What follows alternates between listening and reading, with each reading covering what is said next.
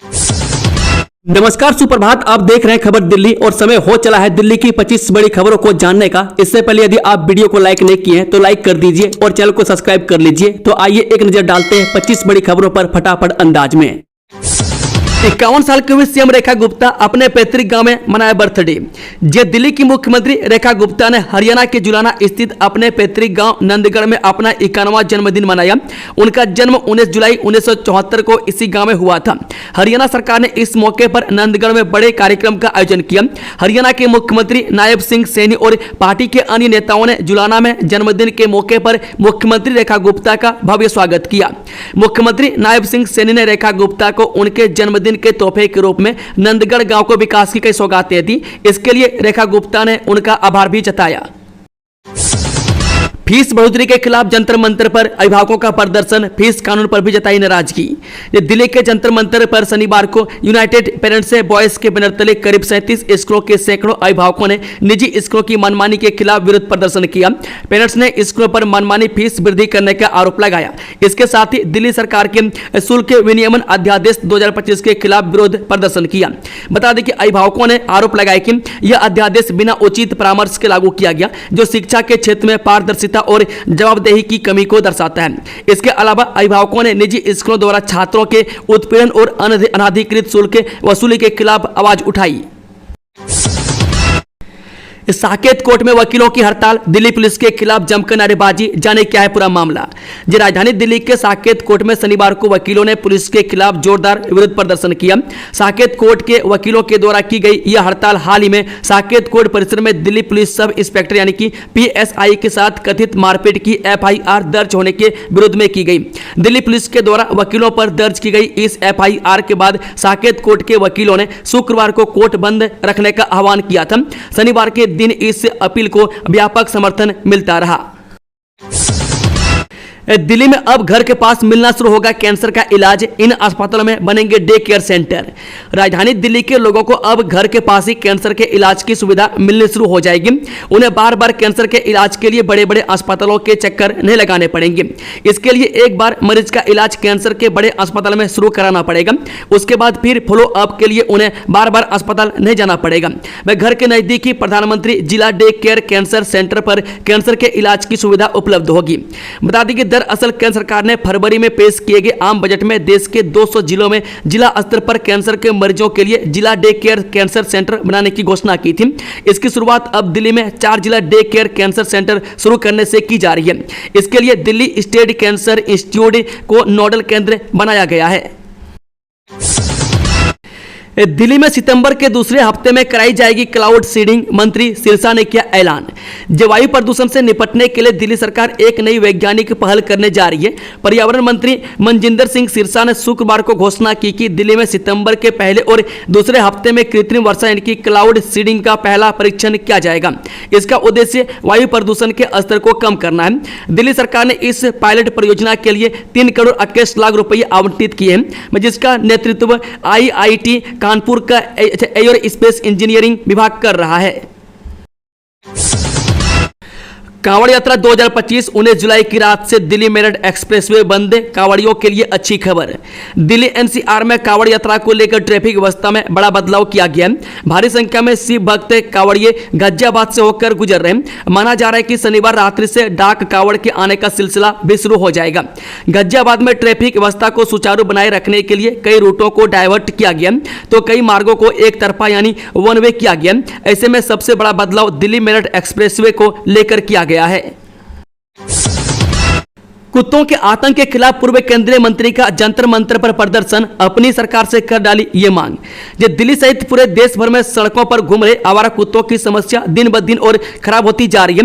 वहीं इस गंभीर मुद्दे को लेकर पूर्व केंद्रीय मंत्री और भारतीय जनता पार्टी के वरिष्ठ नेता विजय गोयल ने एक बड़े जन आंदोलन भी चला रखे हैं। इस अभियान के तहत आज दिल्ली के जंतर मंतर पर पूर्व केंद्रीय मंत्री विजय गोयल के नेतृत्व में प्रदर्शन किया गया। इस प्रदर्शन में दिल्ली NCR के अलग अलग जगह से लोग शामिल हुए। दिल्ली सरकार 1 अगस्त से चलाएगी स्वच्छता अभियान, जाने क्या बोले शिक्षा मंत्री आशीष सूद। दिल्ली के शिक्षा मंत्री आशीष सूद ने बताया कि दिल्ली सरकार 1 अगस्त से 1 महीने का स्वच्छता अभियान शुरू करेगी, जिसमें स्कूलों, रेजिडेंट वेलफेयर एसोसिएशन और सामुदायिक समूहों की सक्रिय भागीदारी होगी। एक बयान के अनुसार शुक्रवार को सचिवालय में सूद की अध्यक्षता में हुई एक उच्च स्तरीय बैठक में इस बड़े अभियान की तैयारियों की समीक्षा की गई। शिक्षा एवं शहरी विकास मंत्री सूद ने कहा कि यह अभियान प्रधानमंत्री नरेंद्र मोदी के आह्वान पर शुरू किया गया। उन्होंने कहा कि केंद्र ने दिल्ली सरकार को शहर भर में दृश्यमान और प्रभावी स्वच्छता सुनिश्चित करने की जिम्मेदारी सौंपी है। उन्होंने कहा कि इस अभियान की सफलता एक सामूहिक जिम्मेदारी है और कहा कि स्वच्छता प्रयासों का प्रभाव जमीनी स्तर पर महसूस किया जाना चाहिए। दिल्ली एनसीआर में कैसा रहेगा वीकेंड का मौसम, जानिए आईएमडी का ताजा अपडेट। ये देश के अधिकतर राज्यों में जमकर बारिश हो रही है। उत्तर प्रदेश, बिहार, हरियाणा, पंजाब, हिमाचल और उत्तराखंड समेत सभी राज्यों में बारिश का दौर जारी है। दिल्ली एनसीआर के कई इलाकों में शुक्रवार को बारिश हुई। भारतीय मौसम विज्ञान विभाग ने बताया कि दिल्ली एनसीआर में शनिवार और रविवार यानी वीकेंड को भी हल्की बारिश और बादल छाए रहने का अनुमान है। गाजियाबाद के मुकुंद नगर में 15 साल से बंद गोदाम में लगी आग, लपटों से घंटे भर जूझते रहे फायर टेंडर्स। जहापुर रोड पर मुकुंद नगर स्थित गोदाम में शनिवार सुबह 11 बजे आग लग गई। आग इतनी भयावह थी कि सूचना पर पहुंची दमकल ने करीब 1 घंटे में आग पर काबू पाया। एफएसओ कोतवाली शेषनाथ यादव के मुताबिक गोदाम करीब 15 साल से बंद है। यह गोदाम सिंह मोटर्स के नाम से कवि नगर निवासी कुलवीर सिंह का है। गोदाम में कावड़ भरा हुआ था। सूचना मिलते ही मौके पर 2 फायर टेंडर भेजे गए थे। समय रहते आग पर काबू पा लिया गया, जिससे आसपास की दुकानों को भी कोई नुकसान नहीं हुआ। फिलहाल आग लगने के कारण का अभी तक पता नहीं चल सका है। दिल्ली में नए ट्रांसफार्मर लगाने पर खर्च होंगे 1937 करोड़ रुपये, ऊर्जा सचिव को मास्टर प्लान बनाने का निर्देश। दिल्ली में बढ़ रही बिजली की मांग को पूरा करना बड़ी चुनौती है। इसे ध्यान में रखकर बिजली के आधारभूत ढांचे का विस्तार किया जाता है। इसे लेकर दिल्ली के ऊर्जा मंत्री आशीष सूद ने ऊर्जा सचिव दिल्ली ट्रांसको लिमिटेड और बिजली वितरण कंपनियों Tata power, Delhi distribution limited, BSES राजधानी पावर लिमिटेड और BSES यमुना पावर लिमिटेड के अधिकारियों के साथ बैठक की। उन्होंने ऊर्जा सचिव को बिजली के आधारभूत ढांचे के विस्तार के लिए मास्टर प्लान तैयार करने का निर्देश दिया है। केजरीवाल ने जिस कांग्रेस प्रत्याशी के लिए घर घर मांगा था वोट, अब उसने ही आम आदमी पार्टी को घेरा, लगाई गंभीर आरोप। जो कांग्रेस नेता उदित राज ने आप सांसद संजय सिंह के बयान पर प्रतिक्रिया देते हुए कहा कि आपका जन्म भाजपा और आरएसएस के कारण हुआ था। उन्होंने आरोप लगाया कि भाजपा ने आपको एक मंच दिया और उनकी विचारधारा भाजपा और आरएसएस से मिलती है। उदित राज ने अरविंद केजरीवाल को दलित विरोधी और सामाजिक न्याय के खिलाफ बताया। दिल्ली में चलेंगी तेज हवाएं, पड़ेंगी बौछारें, 25 तक किस दिन कैसा मौसम। जब मौसम विभाग का कहना है कि दिल्ली और एनसीआर के इलाकों में इस हफ्ते मिला जुला मौसम देखा जा सकता है। बीच बीच में पड़ने वाली बौछारें दिल्ली वालों को राहत दे सकती है, लेकिन उमस से परेशानी बढ़ने का भी अनुमान है। मौसम विभाग के अनुसार दिल्ली में 25 जुलाई तक आंशिक तौर पर बादल छाए रहेंगे। इस दौरान बीच बीच में गरज चमक और तेज हवाओं के साथ बौछारें या हल्की बारिश भी देखी जाएगी। हालांकि धूप निकलने से उमस बढ़ेगी, जिससे लोग परेशान हो सकते हैं। द्वारका एक्सप्रेसवे को जोड़ने के लिए बन रहा स्लिप रोड, हजारों वाहन चालकों की राह होगी आसान। ये गुरुग्राम सेक्टर 75 से 75A के मेन रोड से सदर्न पेरीफेरल रोड की तरफ 200 मीटर लंबे स्लिप रोड के निर्माण से हजारों वाहन चालकों को फायदा होगा। उन्हें द्वारका एक्सप्रेसवे की तरफ जाने में ट्रैफिक जाम में फंसना नहीं पड़ेगा। ये स्लिप रोड अगले सप्ताह तक बनकर तैयार हो जाएगी। दिल्ली में आधी रात धाए धाए ईरानी गैंग और पुलिस के बीच मुठभेड़, 2 को पकड़ा। दिल्ली के इंद्रप्रस्थ इलाके में बीती रात उस वक्त हड़कंप मच गया जब दिल्ली पुलिस से एसटीएफ ने कुख्यात ईरानी गैंग के 2 बदमाशों को धर दबोचा। यह मुठभेड़ इंद्रप्रस्थ पार्क के पास तब शुरू हुआ जब हजरत निजामुद्दीन पुलिस को इन बदमाशों की मूवमेंट की पक्की खबर मिली। बिना वक्त गवाए एसटीएफ ने ऑपरेशन को अंजाम दिया और दोनों को घेर लिया। ये दोनों बदमाश मुर्तजा अली और सिराज अली बाइक पर सवार थे और दिल्ली की सड़कों पर अपनी अगली वारदात की फिराक में थे, लेकिन पुलिस ने उनके मंसूबों पर पानी फेर दिया। जब पुलिस ने उन्हें रुकने का इशारा किया तो बदमाशों ने उल्टा पुलिस पर गोलियां चला दी।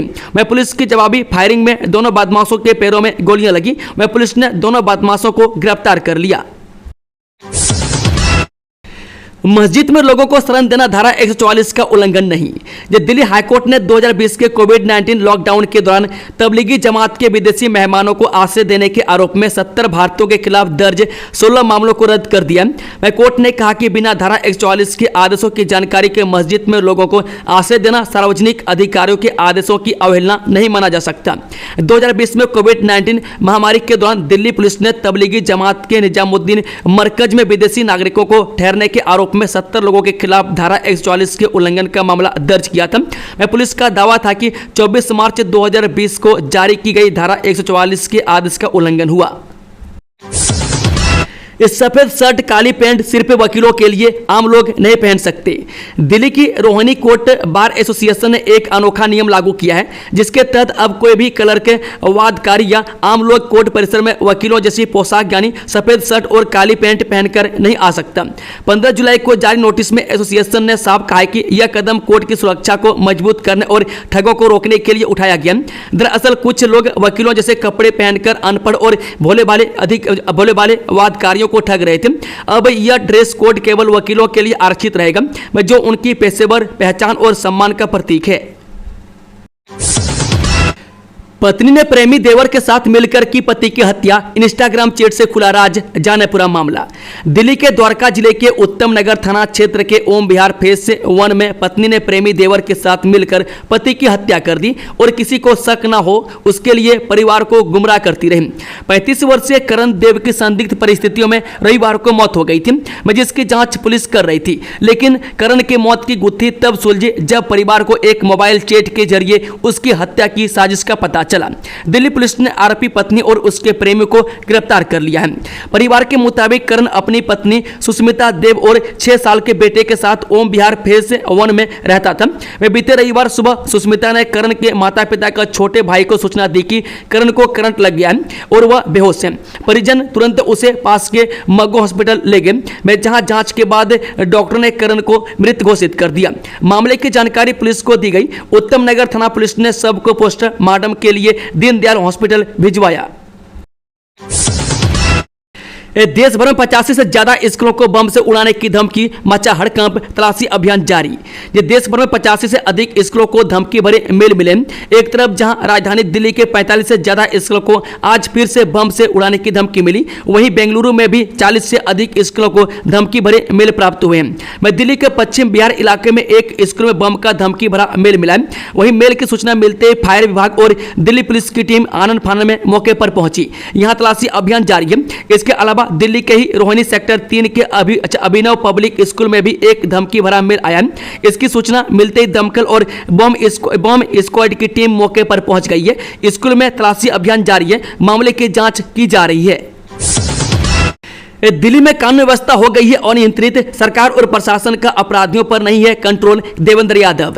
दिल्ली प्रदेश कांग्रेस अध्यक्ष देवेंद्र यादव ने कबीर नगर वार्ड से कांग्रेस के निगम पार्षद हाजी जरीफ के घर पर हुई फायरिंग की घटना पर चिंता जताते हुए कहा कि अब लोगों के साथ नेता भी घरों में सुरक्षित नहीं है।